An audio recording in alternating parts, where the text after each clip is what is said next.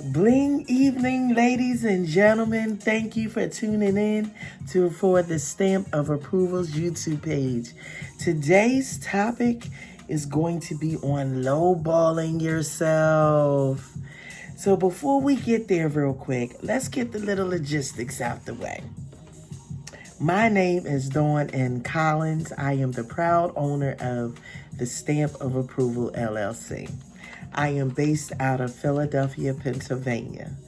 You can find me on Instagram, or as the young kids say, on IG, the Stamp of Approval LLC. My Facebook page is Dawn Collins, and you can also Google me, the Stamp of Approval. Right now, I would like you to download one app. And you could pause this and go download a little blue square app called Waze, W-A-Z-E.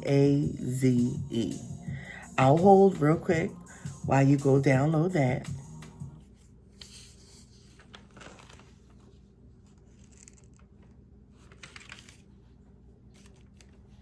So this, now that you've downloaded it, thank you for coming back. Don't worry about me waiting, it was a little wait. I want to talk about the day that you start to do a notary job and you're sitting in your office or you're making runs and you haven't received a call and you're so urgent to do a notary job, you just wish that they call you. You praying that they call. Well, then you get the call and you so excited. All you know is the time, the day, and what type of signing it is. And you say yes because the time works out with your schedule and everything is going good until you hang that phone up and then you realize you forgot to ask 5 important questions. Well, the 5 important questions is what I'm going to educate you on that you need to ask for when somebody calls you and it throws you off guard. Now, I have my little book here, Dreams and Schemes, where I have written all this down early this morning. My day is just pretty much concluding, and I said I'm not going to bed until I do this video and get it out the way. Okay? So what I want to start with you guys, we're going to start with happy to get the call. And reason why I say happy to get the call, because you'll be waiting for that notary job. And that notary job, when you want it, won't come. But just as you just get to doing it, whatever you want to do, here comes the notary job. And you're so excited. But there are 5 things that I would like you to ask first.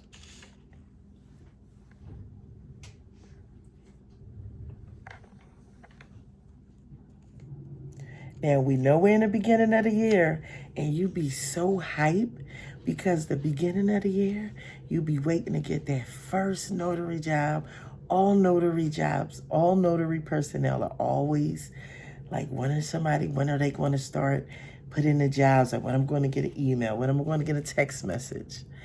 And then you get the call. You're so happy to get the call, you forget the most important things. Now, I'm happy that you wanted to get the call because that means you were just like me, because I was really excited. I was like, okay, when are they going to start working? When am I going to start receiving emails? When are the text messages coming through? Because I'm ready to go harder, right? So let's turn this page here. Now, I do want to say this. The experiences I will be sharing with you guys is not any representation of any company. These are experiences of my own from being a notary 6 years and a loan signing at 5 years. So I just want to say that.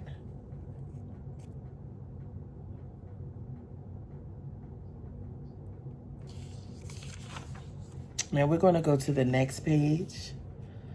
And the second thing we're going to talk about is making your price list.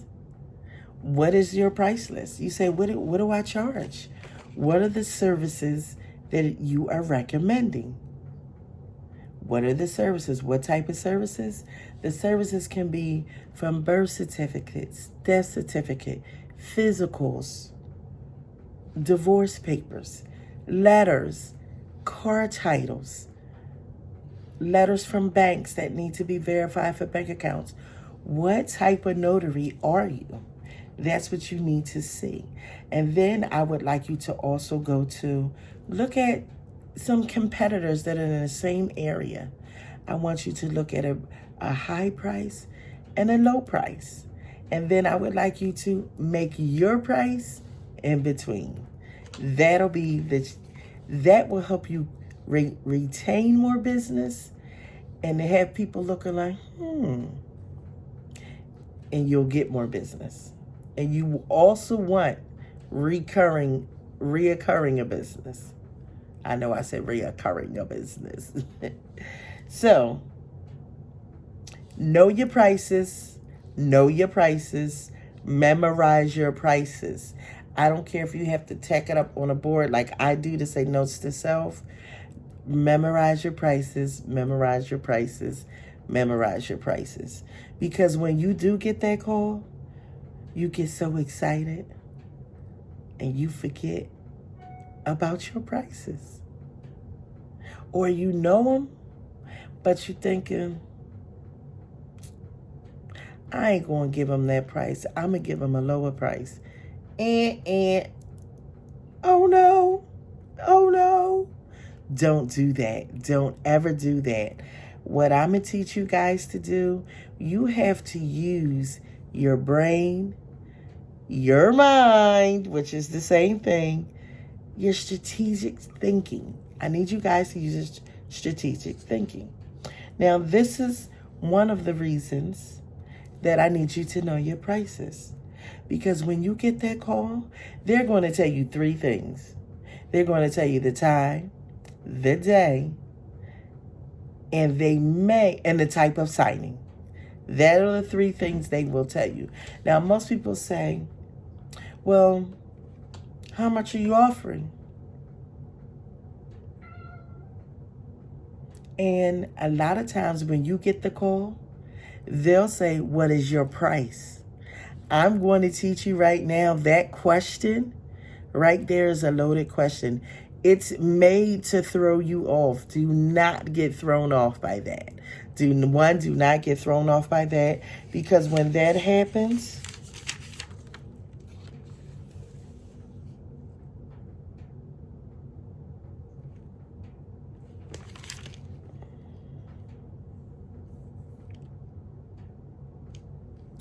I want you to say, when they say, oh, what's your prices? I want you to say, how much are you offering? I want you to take that and switch it right back on around.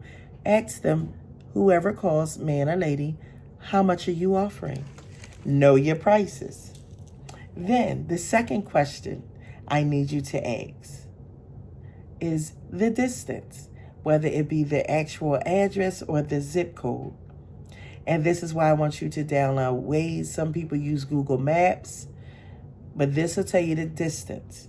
The type of signing, because the type of signing, once you set your price range, will tell you where you start off. Also, I want you to ask, how many pages? Because that does determine, especially when you have to print 2 copies. And sometimes if it's an exceeding amount of pages, they will give you an extra $10 to $20. And the time of day. You may think, oh, anytime. No, the time of day, ladies and gentlemen, is very important. Very important. For the simple fact, if we know, being a notary public, you can have a family, you can make your own schedule. Well, if you have kids, some people only do notary jobs while the kids are in school. And it's a lot of people doing homeschooling. So when you make your own schedule, you have to make your schedule according to some of these notary jobs. And when you do that, these are the 5 questions I need you to ask. I need you to, if they say, what's your fee? I want you to switch that right around and say, how much are you offering? The second question, the distance. How far do you have to travel? You need to travel. You need to be compensated for your gas. The type of signing, so you know what it entails, the difficulty of the signing, if there is one. And the time of day, because the time of day is so important. Besides making your own schedule and working, you have to figure out on your schedule, on your fee chart, there should be a charge for after hours and holidays. I can't stress to you guys enough how to charge for your services. You will not be able to survive if you do not charge for your services. Remember, you have to pay for printer. You have to pay for toner. You have to pay for paper, whether that's letter or legal. You have to pay for these things. So you have to charge accordingly so you'll be able to afford your supplies and then make some gain and eventually your profit. Now, let's say you decided you did like I did, which is why I'm leaving this message. And I was also inspired to leave this message from a young lady that has her own notary company by the name of Be Notarized. And her name is Brittany, and she's very beautiful, very personal, very loving young lady. And I saw her tell a story on how she lowballed herself. Well, ladies and gentlemen, we've all lowballed. I've been a notary 6 years, if I told you, and I've lowballed myself. And let me tell you, that lowball sticks to the gut because you keep thinking about it and you mad and you like what you could have got of, what you could have earned, got out of it, and then what you could have, opportunity you could have missed. So let me explain that. Now that you got off the phone and you realize you lowballed yourself, let me tell you what makes a lowball offer a whole lot better. When you actually get to the client's house and it's a nice person, from conversation to hospitality. So that makes you feel a whole lot better on a lowball price that you charged. 2, you will get offered more jobs because you didn't charge the top tier. And you won't keep getting lowballed. And next time somebody calls you, they can say, oh, you charged this last time. You say, no, this is my first time working for you guys. I wanted to see what the experience was. And so this is why I charged you this. But going forward, this will be my fee. Stand up for your prices. Now, I do want to let you know, and I did say that, I'm going to say it again. Anytime they ask you how much, remember to switch and ask them how much are they offering. Because I had a prime example. Today is January the 6th. I received a notary job for the 9th, which is yesterday, for the 9th. And, excuse me, guys. And she was already on my website. And I asked her, she said, what do you charge? And my question, I switched it right back to her, guys. Hold on for a second.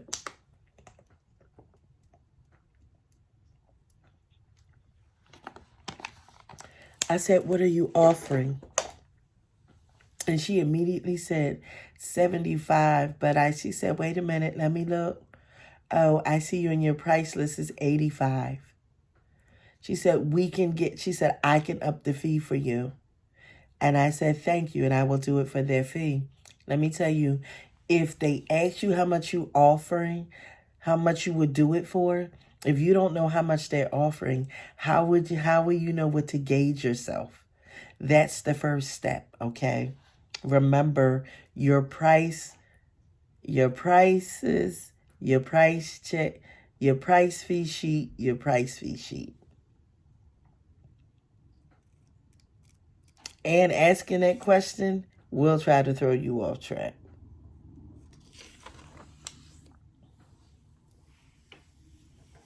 Now, I know you still worrying about, I still got lowballed. And when you, every time you think about it, and then when the check come in, you thinking about, wow, this check could have been a little bit bigger.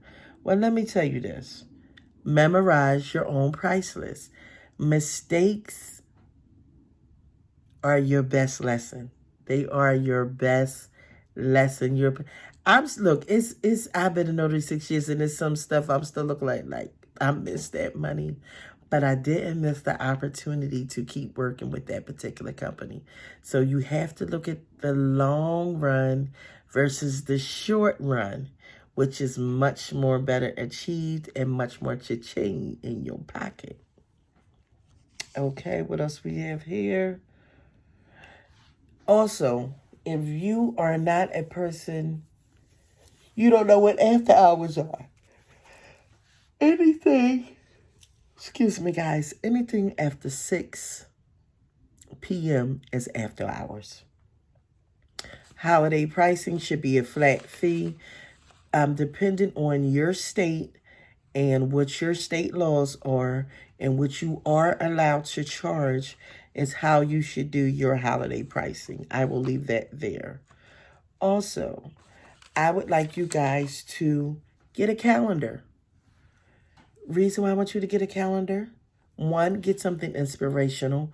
2, so you can keep a track of your day, from doctor's appointments to kids getting out of school to schooling to extracurricular activities to anything you may have want to do.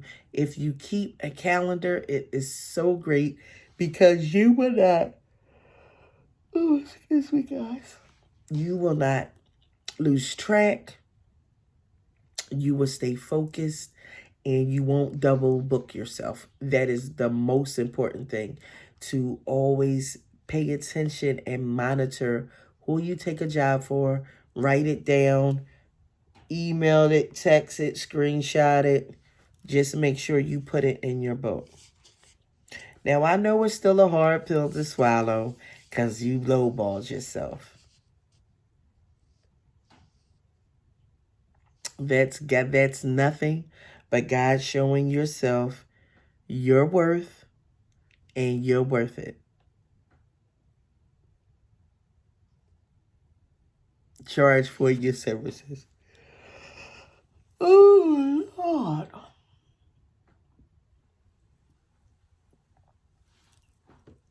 So this will be the end of the conclusion of lowballing yourself, which I think I still need to add some more to. So that I will do. I will just pause this video and I will add some more.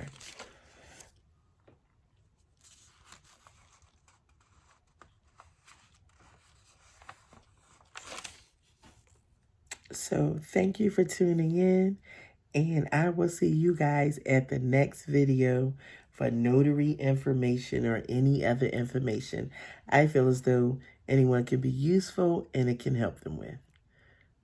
Talk to you guys later.